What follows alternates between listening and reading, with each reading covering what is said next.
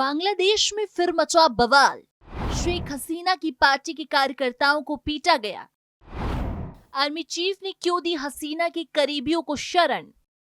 बांग्लादेश में राष्ट्रपिता शेख मुजीबुर रहमान को श्रद्धांजलि देने जा रहे लोगों पर लाठी और डंडों से हमला किया गया। वहीं दूसरी तरफ बांग्लादेश के आर्मी चीफ ने शेख हसीना के करीबियों को शरण दी है। मतलब एक तरफ शेख हसीना की करीबियों पर लाठी डंडे बरस रहे हैं और दूसरी तरफ उनकी हिफाजत भी की जा रही है। क्या है पूरा मामला, आपको विस्तार से बताएंगे हमारे खास शो बियॉन्ड बॉर्डर में। चलिए शुरू करते हैं।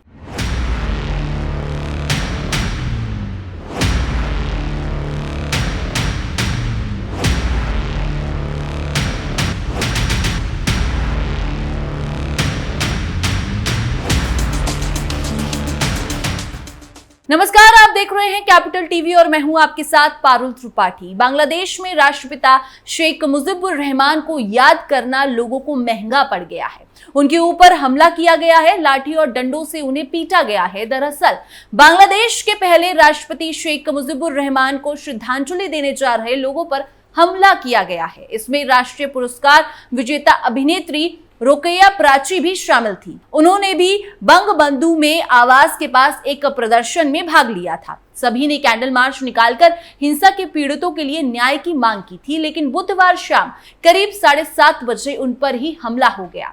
खबरों की माने तो सैकड़ों लोग बुधवार रात बंगबंधु भवन में सामने मोमबत्तियां जलाकर शेख मुजीबुर के सम्मान में इकट्ठा हुए थे। 15 अगस्त 1975 में शेख मुजीबुर रहमान की हत्या कर दी गई थी। उन्हीं की याद में लोग इकट्ठा हुए थे। लोगों ने हाथ में मोमबत्ती लेकर नारे लगाए, लेकिन उन पर हमला हो गया। शेख हसीना के करीबियों पर लाठियों से किया गया हमला। इस दौरान कुछ प्रदर्शनकारी आए और श्रद्धांजलि दे रहे लोगों पर लाठियों से हमला करने लगे। प्राची समेत वहां मौजूद लोगों को पीटा गया। हमलावर प्राची को जबरन घटनास्थल से हटाते देखा गया।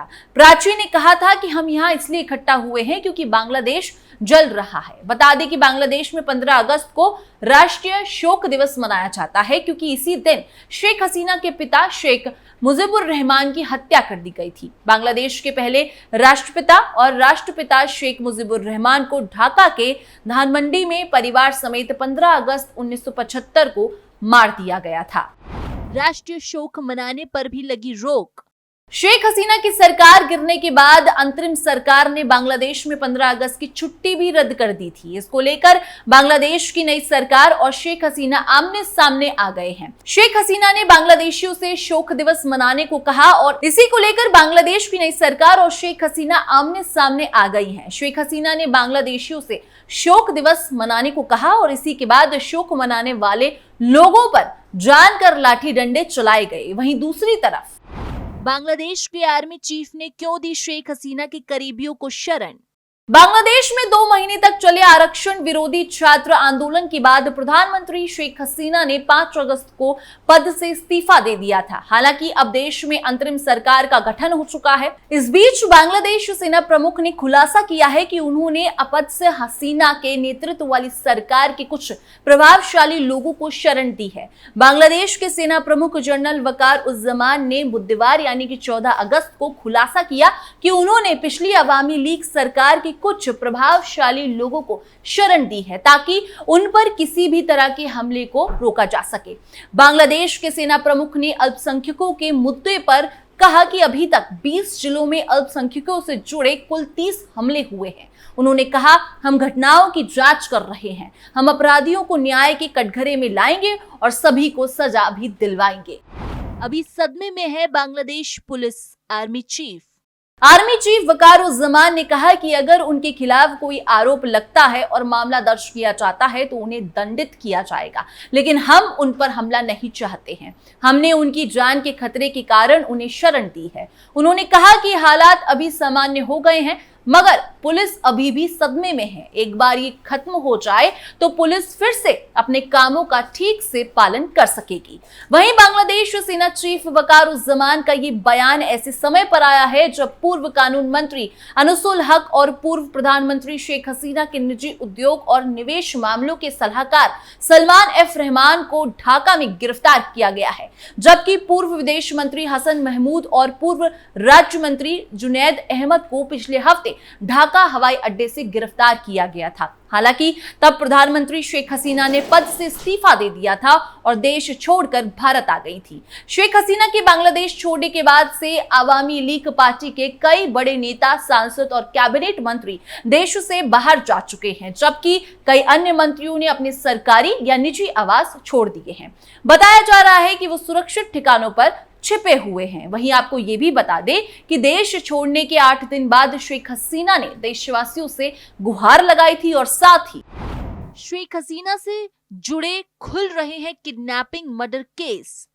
बांग्लादेश की पूर्व प्रधानमंत्री शेख हसीना पर बुधवार को अपहरण का केस दर्ज हुआ है। शिकायतकर्ता सोहेल राणा सुप्रीम कोर्ट में वकील हैं। अदालत ने हसीना के खिलाफ केस चलाने की अनुमति दे दी है। बंगाल अखबार ढाका पोस्ट के मुताबिक इस मामले में पूर्व गृह मंत्री असदुज्जमा खान, पूर्व कानून मंत्री अनिसुल हक, पूर्व आईजीपी शहादुल हक, पूर्व आरएपी डीजी बेंजर अहमद और रैपिड एक्शन बटालियन के 25 अज्ञात सदस्यों को आरोपी बनाया गया है। अब सवाल ये उठ रहा है कि क्या बांग्लादेश की पूर्व प्रधानमंत्री जेल जाएंगी? बांग्लादेश की पूर्व प्रधानमंत्री शेख हसीना पर बुधवार को अपहरण का केस दर्ज हुआ है। शिकायतकर्ता सोहेल राणा सुप्रीम कोर्ट में वकील हैं। अदालत ने हसीना के खिलाफ केस चलाने की अनुमति दे दी है। शिकायतकर्ता राणा ने कहा कि वो 6 जून को 2015 की रात अपने एक दोस्त के साथ घूम रहा था, तभी आरएबी के कुछ जवानों ने उसका अपहरण कर लिया। उसे पीटा गया और बिजली के झटके दिए गए। उसे पॉलिटिक्स छोड़ने की धमकी भी दी गई। 38 दिन बाद 13 अगस्त को उसे रिहा किया गया। इससे पहले मंगलवार को हसीना पर हत्या का मुकदमा दर्ज हुआ था।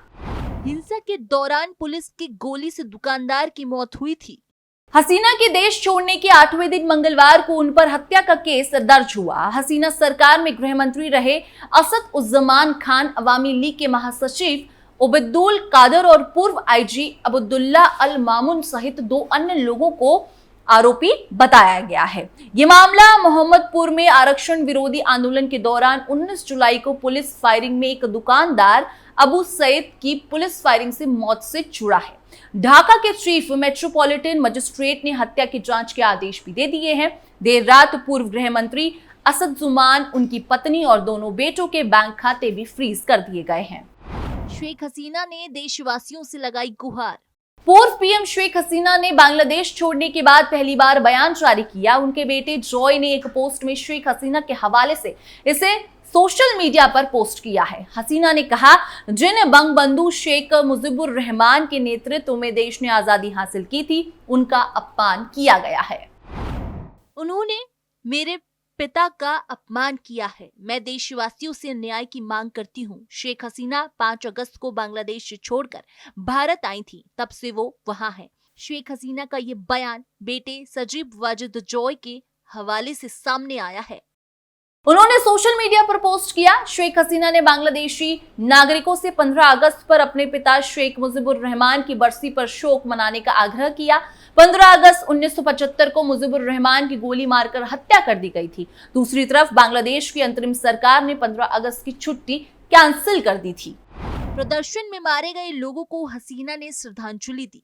हसीना ने बयान में कहा कि जुलाई में अब तक आंदोलन के नाम पर बर्बरता, आगजनी और हिंसा में कई जाने गई हैं। मैं उनकी आत्मा की शांति के लिए प्रार्थना करती हूं और उनके प्रति संवेदना व्यक्त करती हूं। मेरी संवेदनाएं उन सभी के साथ हैं जो मेरी तरह अपने प्रियजनों को खोने के दर्द के साथ जी रहे हैं। प्रदर्शनों में कई छात्रों, शिक्षकों, पुलिसकर्मियों, पत्रकारों, अवामी लीग के नेताओं और सामाजिक कार्यकर्ताओं की मौत हो गई थी। हसीना ने कहा कि मैं मांग करती हूं कि इन हत्याओं और बर्बरता में शामिल लोगों को सख्त सजा दी जाए। इसी अपील के बाद लोग श्रद्धांजलि देने जा रहे थे और उन पर लाठी डंडे बरसाए गए। ये था बांग्लादेश की सियासत का पूरा अपडेट। फिलहाल इस खबर में बस इतना ही। बाकी देश और दुनिया की तमाम खबरों के लिए आप देखते रहिए कैपिटल टीवी।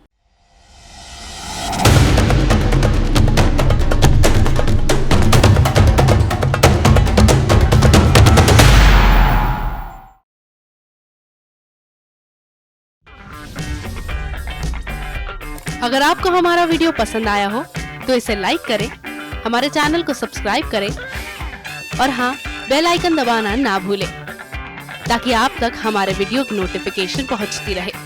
आप अपना सुझाव हमें कमेंट बॉक्स में दे सकते हैं। हमारे साथ जुड़ने के लिए शुक्रिया।